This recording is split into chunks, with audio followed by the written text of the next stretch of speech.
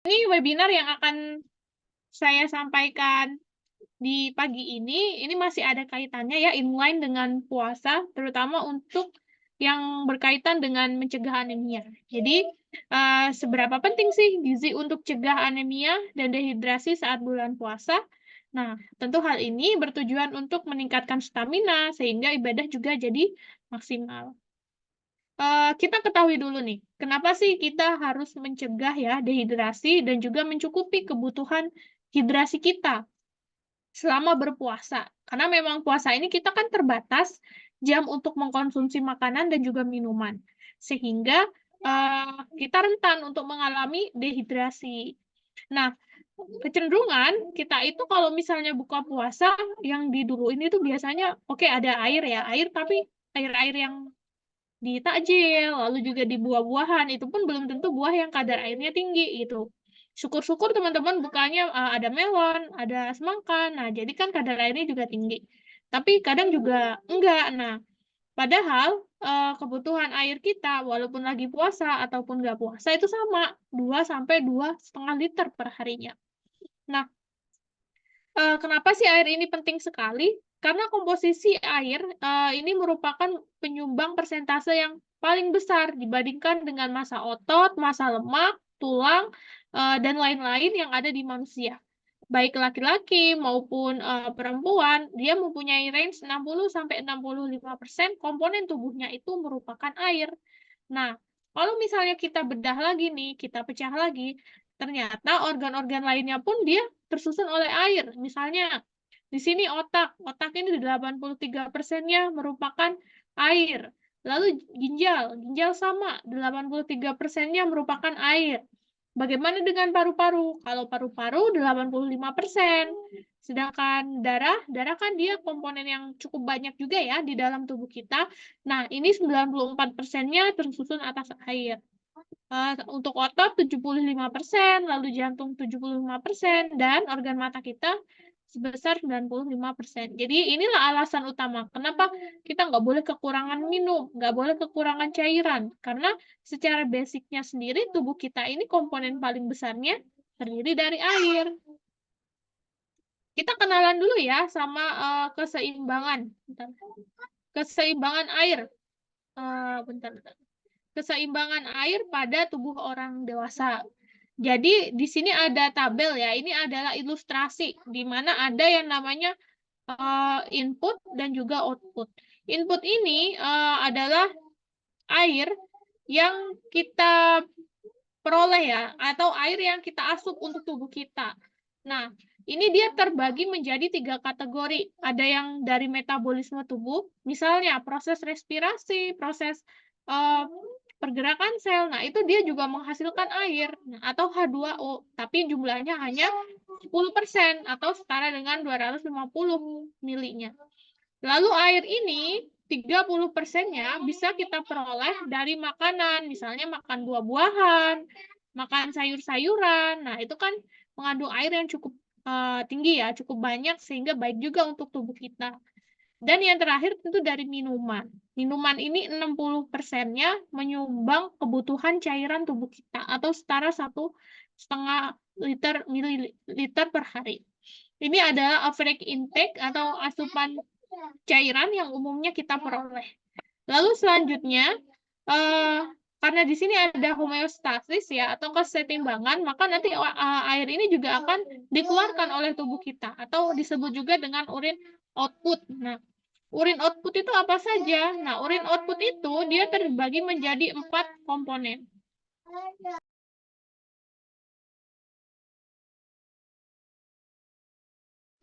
Nah, yang pertama di sini ada feses ya. Jadi di feses itu juga ada airnya sebesar 4%. Makanya kenapa di sini teman-teman kalau misalnya ada orang atau mungkin kerabat dia mengalami konstipasi ya atau susah buang air besar.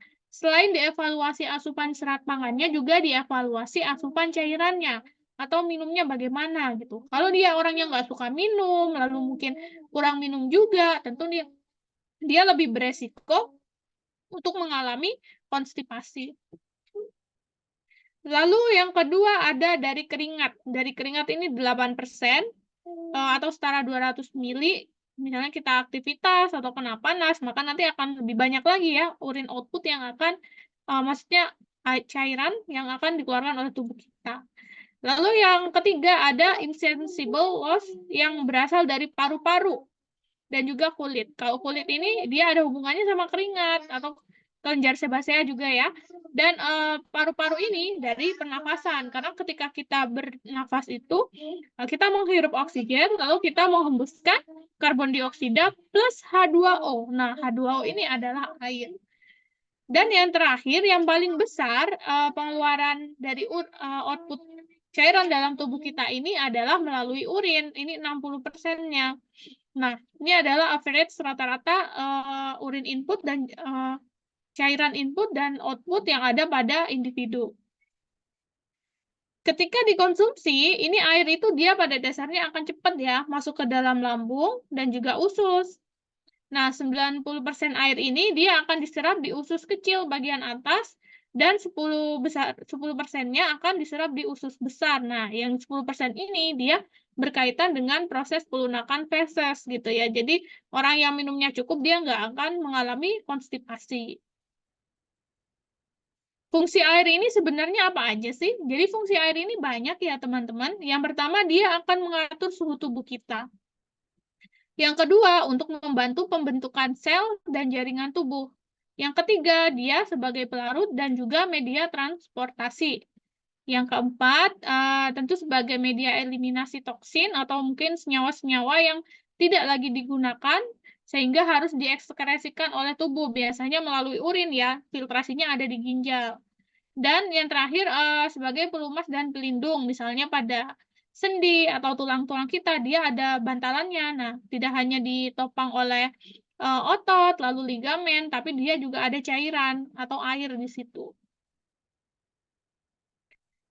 Lalu selanjutnya kita akan mengenal hidrasi. Hidrasi ini apa sih? Jadi hidrasi ini dia adalah keseimbangan cairan yang ada di dalam tubuh dan merupakan syarat penting untuk menjamin agar metabolisme sel tubuh ini berjalan dengan optimal.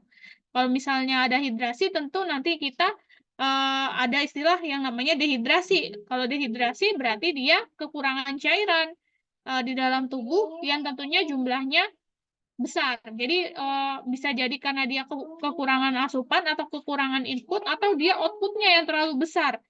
Nah, jika tubuh kehilangan banyak cairan, maka tubuh akan mengalami dehidrasi. Dehidrasi ini sendiri dia dibagi menjadi tiga jenis ya. Yang pertama ada yang namanya hipotonik. Hipotonik ini dia merupakan kondisi di mana tubuh kehilangan larutan elektrolit. Larutan elektrolit itu dia terdiri dari garam ya, lalu ada kalium, ada klor, kalsium, dan juga fosfat. Yang kedua, ada yang dinamakan dengan hipertonik. Nah, kalau hipertonik, tubuh hanya kehilangan air.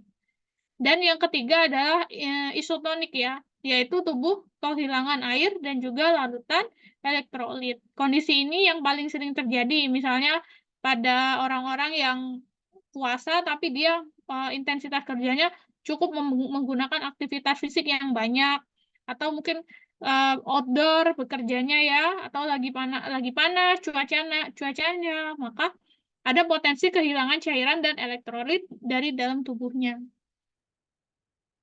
Bahaya dehidrasi ini apa sih? Nah, tentu dehidrasi ini memberikan beberapa dampak yang tidak kita inginkan. Yang pertama, terjadinya penurunan kemampuan kognitif, sehingga kita lebih susah untuk berkonsentrasi.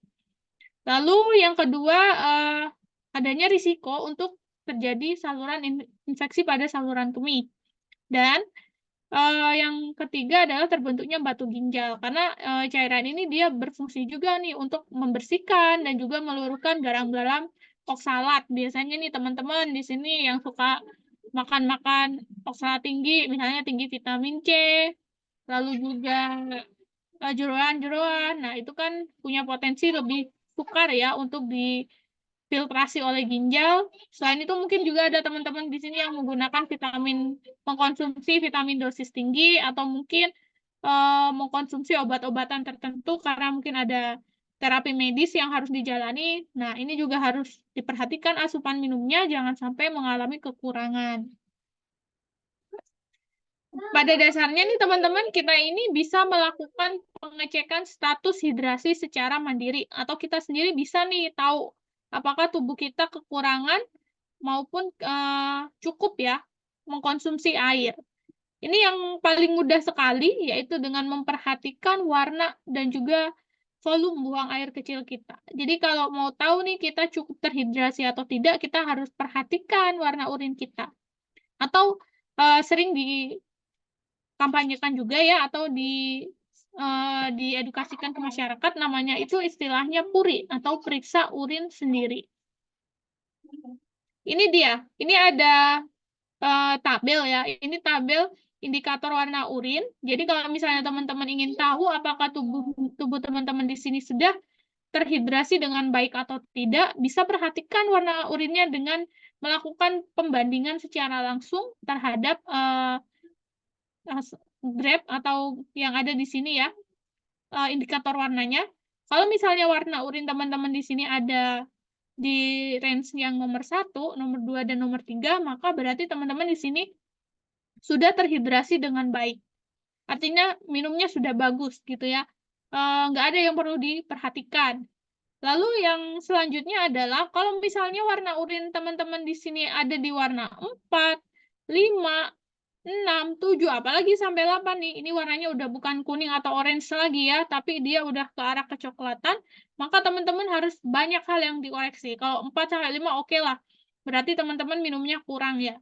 Atau tapi kalau sudah ke 7, 8, nah ini ada apa nih? Gini, apakah cuma kekurangan minum atau mungkin ada gangguan ya terhadap fungsi ginjal. Nah, ini perlu diperhatikan dengan baik, perlu dilakukan pemeriksaan dan juga perlu dilakukan asesmen yang lebih lanjut. Nah, teman-teman, ketika teman-teman di sini melakukan PURI, pastikan juga teman-teman bisa merecall food atau makanan yang teman-teman konsumsi ya beberapa hari terakhir. Misalnya teman-teman ternyata badannya lagi nggak enak nih, jadi walaupun minumnya mungkin 2 sampai 2,5 liter per hari, ternyata teman-teman di sini konsumsi vitamin C dalam dosis yang tinggi gitu ya. Karena kan kalau nggak enak badan biasanya akan mengkonsumsi vitamin C ya, dan dosisnya bukan lagi 50 mg sesuai dengan kebutuhan kita, tapi bisa jadi 10 lipat sampai 20 kali lipatnya, atau setara dengan 500 sampai 1000 mg per hari. Nah, tentu dia akan berpengaruh terhadap warna urin, sehingga urin kita akan cenderung lebih kuning, lebih pekat, tapi nggak sampai gelap. Biasanya ada di warna yang 6 sampai 7. Kalau warna 8 ini, nah ini hati-hati ya, bisa jadi mungkin ada perforasi ya di bagian sel-sel neuron ginjal, sehingga nanti ada tercampur dengan darah dan warnanya menjadi kecoklatan. Selain itu, teman-teman di sini juga bisa menghitung kebutuhan cairan harian. Ini cara yang paling mudah, teman-teman bisa menggunakan patokan dari berat badan. Bagaimana cara menghitung kebutuhan cairan harian kita? Yang pertama di sini, untuk 10 kg pertama berat badan, ini diestimasikan membutuhkan 1 liter cairan. Lalu 10 kg berat badan yang kedua, ini membutuhkan 500 ml cairan.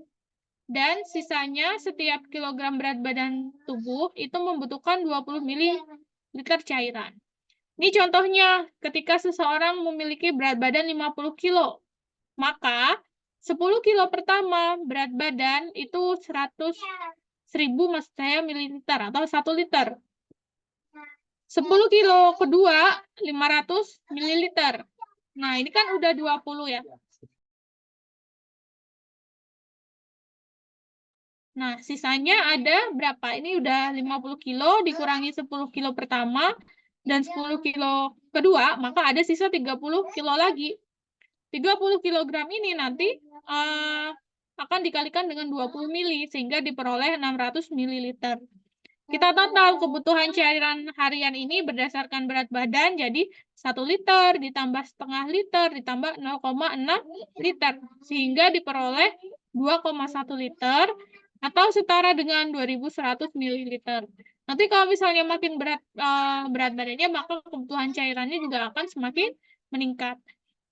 Ini kondisi normal ya, tapi untuk beberapa case, misalnya case untuk pasien ginjal, sindrom nefrotik, nah itu perhitungan ini tidak dikenakan atau tidak bisa digunakan, karena ada perhitungan khusus lagi. Kecenderungan itu orang-orang yang mengalami sindrom nefrotik ataupun penyakit ginjal, dia ada penumpukan cairan, terutama di bagian perut, asites ya namanya, dan juga tangan dan kaki, atau yang biasanya disebut dengan edema. Jadi kalau misalnya ditambahin cairan lagi, nah ini dikhawatirkan justru membahayakan, maka biasanya juga akan diresepkan obat-obatan tertentu yang sifatnya diuretik, baru nanti diasesmen dengan penilaian gizi yang tepat untuk dia. Nah, bagaimana cara kita memenuhi kebutuhan minum kita selama berpuasa? Ini bisa menggunakan konsep 8 gelas per hari saat puasa.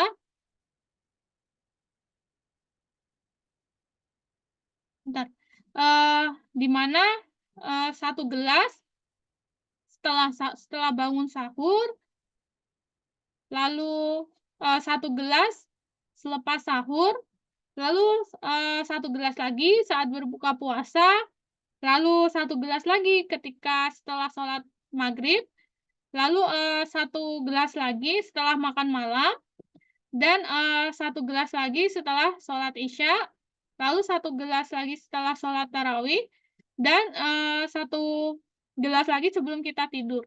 Nah, kalau kita minumnya dicicil kayak gini tentu nggak akan terasa berat ya, jadi kita bisa terpenuhi juga asupan cairan hariannya. Kita tetap direkomendasikan ya teman-teman, walaupun kita lagi puasa, diupayakan agar kita tetap terpenuhi minumnya ya, sebanyak 2 liter per hari minimal atau setara dengan 8 gelas air putih. Nah, selain dehidrasi, hal lain yang mungkin berpotensi terjadi ketika kita berpuasa adalah anemia. Karena kan ketika ada ragam makanan yang ada, kita kadang paling suka milih mana nih yang paling enak gitu ya. Karena ada kecenderungan ingin memuaskan konsumsi kita setelah kita menahan lapar dan haus seharian. Belum tentu konsumsi makanan yang kita pilih itu adalah makanan yang tinggi zat besi. Jadi bisa jadi kita mengalami anemia. Misalnya pas buka puasa ternyata teman-teman minum es. Nanti waktunya makan utama teman-teman lupa nih sama proteinnya, atau mungkin proteinnya mengandung pangan hewani, sumber proteinnya mengandung zat besi yang tidak memadai sehingga ada risiko mengalami anemia. Anemia ini ditandai oleh beberapa hal, misalnya lelah, lalu lemas, pusing, mual, lalu wajah pucat, dan juga tidak mudah fokus. Nah, kita bisa mencegah anemia ketika puasa itu tentu dengan cara mengkonsumsi makanan yang mengandung zat besi dan juga vitamin B12 plus asam folat. Karena ketiga komponen gizi ini dia yang berperan penting dalam proses regulasi sel darah dalam tubuh kita. Jadi kalau selama ini teman-teman ngiranya hanya zat besi saja, itu kurang tepat. Karena zat besi ini optimal ketika asupan vitamin B12 dan asam folat kita juga optimal ya. Yang pertama, konsumsi makanan yang mengandung sumber zat besi. Contohnya daging merah, hati ayam itu juga tinggi zat besinya. Lalu ikan dan kacang-kacangan, tapi ini kacang-kacangan termasuk yang non-heme. Yang kedua, konsumsi makanan yang mengandung sumber vitamin B12. Contohnya apa aja? Ada daging merah, ikan, keju, dan juga susu. Selanjutnya, konsumsi makanan sumber asam folat. Misalnya hati, kacang-kacangan, alpukat, dan sayuran hijau. Yang keempat, konsumsi makanan sumber vitamin C yang bisa membantu proses penyerapan zat besi. Jadi vitamin C ini merupakan enhancer zat besi ya. Yang kelima, kita harus membatasi kafein dan juga tanin. Ini ada di teh, kopi, juga coklat. Apalagi coklat yang dark choco itu, dia kan tinggi juga ya, tapi antioksidannya juga banyak. Ini sebenarnya ada plus minus gitu. Cuman kita harus tahu kapan harus mengkonsumsi, kapan nggak boleh mengkonsumsi secara berlebihan. Nah, kopi dan teh ini dia merupakan inhibitor atau penghambat penyerapan zat besi. Yang keenam, boleh melalui suplementasi. Misalnya ya, suplementasi besi pada anak laki-laki dan perempuan ini diberikan dosis 60 mg per hari sebanyak 2 kali per minggu selama 3 bulan berturut-turut setiap tahun. Nah, ini ada bahan pangan sumber zat besi. Zat besi ini dia dibedakan menjadi 2 jenis, ada zat besi heme dan juga ada zat besi non-heme. Zat besi heme ini adalah zat besi yang umumnya berasal dari pangan hewani. Dia memiliki bioavailabilitas atau lebih mudah diserap oleh tubuh, jadi lebih tinggi penyerapannya dibandingkan dengan yang non-heme. Non-heme ini umumnya berasal dari kacang-kacangan dan juga sayuran. Nah, yang non-heme ini dia lebih sulit atau kurang mudah diserap oleh tubuh. Contohnya yang zat besi heme ini yang dari hewani, ini ada daging ayam, ada daging merah, hati, lalu ikan, dan juga kerang. Sedangkan yang non-heme ini misalnya ada di kacang merah, lalu ada di brokoli, tomat, sawi, dan lain sebagainya. Boleh nggak sih kita konsumsi suplemen ya, atau suplemen yang dalam bentuk zat besi, TTD ya. Bahkan sekarang TTD ini dia nggak pure zat besi aja, tapi dia juga pasti sepaket dengan asam folat dan vitamin B12. Nah, ini boleh. Ini ada rekomendasinya ya. Misalnya kalau di sini teman-teman termasuk usia yang ada di range 13 sampai 2. Ini dari anak-anak, lalu ini dari balita maksud saya, ini anak-anak hingga dewasa. Ini semuanya membutuhkan konsumsi TTD. Bahkan kalau misalnya kita dapat, ini ya direkomendasikan sehari sekali ya. Kalau misalnya nggak dapat bagaimana? Asalkan kita konsumsinya bagus atau memadai, jadi kita bisa memastikan asupan makanan zat besi kita bagus. Nah, ini TTD ini tidak wajib ya dikonsumsi.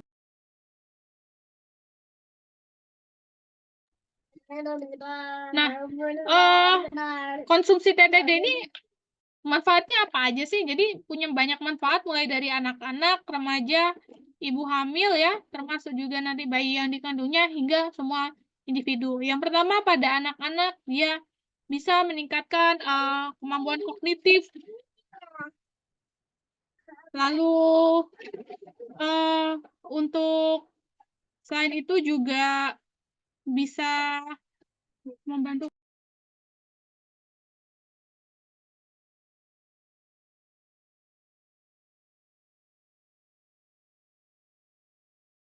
misalnya yang kedua, kalau pada anak-anak ini dia bisa membantu dalam menjaga ya metabolisme tubuhnya, terutama balita ya. Kalau misalnya kekurangan zat besi, dia penyerapan konsumsi makanan lainnya itu jadi terhambat. Makanya anak-anak yang BB-nya stagnan atau BB-nya nggak naik-naik itu biasanya berhubungan dengan kadar serum ferritin atau zat besi yang lebih rendah di dalam tubuhnya. Yang kedua, untuk remaja tentu bisa meningkatkan kemampuan kognitif. Nah, pada remaja perempuan, penyimpanan zat besi ini merupakan salah satu upaya untuk persiapan 8.000 HPK ya, atau 8.000 hari pertama kehidupan. Ketika nantinya dia dewasa, dia lebih bisa mempersiapkan tubuhnya untuk menerima terjadinya kehamilan. Jadi lebih dipersiapkan gitu. Yang ketiga, untuk ibu hamil dan bayinya ini memiliki manfaat untuk mencegah terjadinya BBLR atau bayi lahir dengan berat badan yang rendah, lalu juga kemungkinan terjadinya risiko kelahiran prematur ini bisa diturunkan, dan mencegah kematian prenatal. Apa yang terjadi ketika ibu hamil mengalami anemia berat? Nah, maka tentu hal-hal yang tidak diinginkan tersebut bisa terjadi, yang terutama yaitu BBLR. Sehingga ibu hamil ini juga wajib bahkan dianjurkan untuk mengkonsumsi tablet tambah darah. Nah, semua individu, baik yang nggak lagi hamil atau orang-orang usia produktif seperti kita, nah ini juga perlu mengkonsumsi TTD, atau kalau memang nggak mau konsumsi, boleh-boleh saja asalkan konsumsi zat besi kita Heminya sudah bagus ya, sudah sesuai dengan kebutuhan. Misalnya sehari butuhnya 60 miligram, itu setara dengan makan telur berapa, atau mungkin makan hati berapa. Nah, itu it's okay. Tapi kalau misalnya nggak mengejar, ya nggak apa-apa konsumsi TTD. Nah, ini teman-teman pasti udah pada tahu ya. Jadi ini saya remind sedikit lah ya. Jadi pola makan yang baik itu bagaimana ya? Tentu yang sesuai dengan piramida gizi seimbang, di mana kita makannya beragam dan bergizi. Dari pangan-pangan lokal, lalu cukup serat pangannya dari buah dan sayur, lalu juga proteinnya nggak boleh ketinggalan. Juga membatasi asupan triple kill ini, yaitu gula, garam, dan lemak. Nah, portion atau pembagian makannya seperti apa? Ini setengah harus berisi buah dan sayuran ya, atau serat pangan. Lalu nanti setengahnya lagi diisi dengan karbohidrat dan protein. Oke, demikian yang saya sampaikan. Kurang lebihnya terima kasih saya kembalikan ke Mbak Haira. Terima kasih Coach Olive atas Oke. penjelasannya yang luar biasa. Jadi tercerahkan dan terjawab kenapa sih kita lemes terus ketika berpuasa. Perasaan aku sahur udah cukup deh gitu kan. Ternyata sahurnya ini kita kurang zat besinya, kurang seratnya, kurang proteinnya terutama. Juga mungkin kurang air putihnya ya. Karena kan kita ya Coach kalau buka puasa itu kita langsung makan nih, langsung pengen yang manis-manis. Jadi kita tuh nggak sadar kalau ternyata kebutuhan air putih kita tuh kurang dipenuhi ketika buka puasa karena perutnya udah terlalu penuh duluan ya kan, sama makanan-makanan juga takjil-takjilnya. Seperti itu. Yuk kita ke kolom chat dulu Sobat Lisfit nih, ada yang bertanya nih dari Kak Golda. Coach, kenapa di chart nomor 4 lebih kuning dan pekat dari nomor 5 dan 6? Apa itu maksudnya tetap lebih aman atau gimana? Terima kasih Kak Golda pertanyaannya. Ini bisa menjelaskan dari Oke. gambar tadi ya. Oke. Oke, ini yang nomor 4 ya. Iya bener Coach, kenapa yang Oke. 4? Padahal kan nomor 1 itu kan yang aman, 2, 3, terus 4 tiba-tiba kuning pekat sendiri, terus 5, 6 mulai memudar, tapi kan harusnya 5, 6 itu kan harusnya yang lebih bahaya ya gitu ya.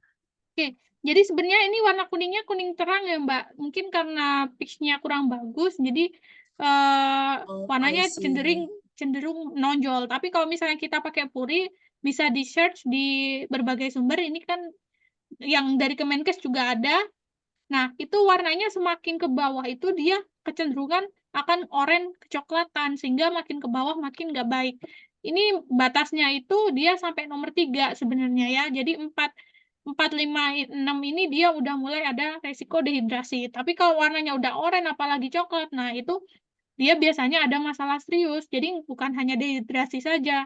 Perlu dilakukan asesmen lanjut, apakah dia ada gangguan fungsi ginjal atau mungkin punya sindrom nefrotik. Sehingga ini pemeriksaannya harus ke klinis ya arahnya.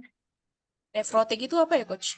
Sindrom nefrotik itu dia sindrom yang berhubungan dengan gangguan filtrasi ginjal. Nah, biasanya bukan sakit ginjal, tapi dia ini lebih ke gangguan filtrasi yang ada di dalam tubuh gitu ya. Jadi entah karena kita mungkin punya habit ya sebelumnya kayak konsumsi suplemen dosis tinggi atau obat-obatan pelangsing juga nih yang jadi apa namanya concern sendiri. Nah, sehingga ini memberatkan fungsi ginjal gitu ya. Bukan karena kekurangan, tapi karena kita mungkin mengkonsumsi beberapa jenis pangan, suplemen, atau mungkin obat-obatan yang dia bisa mempengaruhi kondisi kesehatan ginjal kita. Kalau misalnya penyakit karena gangguan ginjal itu sendiri kan dia kecenderungan memang karena kita kurang ya minum air putihnya sehingga yang difiltrasi itu nanti hasilnya lebih pekat. Misalnya harusnya nggak ada batu oksalat, malah ada endapan di situ karena kita minumnya kurang kayak gitu. Oke, makasih Coach. Sama-sama Mbak Oke. Golda. Kak Golda, semoga jelas ya soal sakit ginjal sendiri. Juga kebetulan aku dulu pernah mengalami ini di usia 18 Coach. Jadi penyebab utamanya Masya itu karena Allah. aku nggak menyadari kalau misalnya air putih itu sepenting itu loh gitu. Hmm, hmm, Jadi hmm. minum tuh cuma hanya setelah makan doang. Nah, terus setelah itu aku juga punya kebiasaan suka menahan pipis, Coach. Oh Suka iya, menahan, menahan buang air iya, kecil. menahan. Jadinya kan memperberat kerja ginjal juga. Itu hanya dari hal sederhana kayak gitu, jadinya urinnya berdarah waktu itu. Gitu. Seperti itu, Sobat Lisbit, jangan sampai mengalami ya, hanya karena hal sepele kurang air putih aja, terus mungkin jadi mengutamakan minuman-minuman berwarna nih, sangat rawan sekali bulan puasa kita jadi sulit untuk memilih. Aku minum apa dulu ya? Di hadapan aku kan ada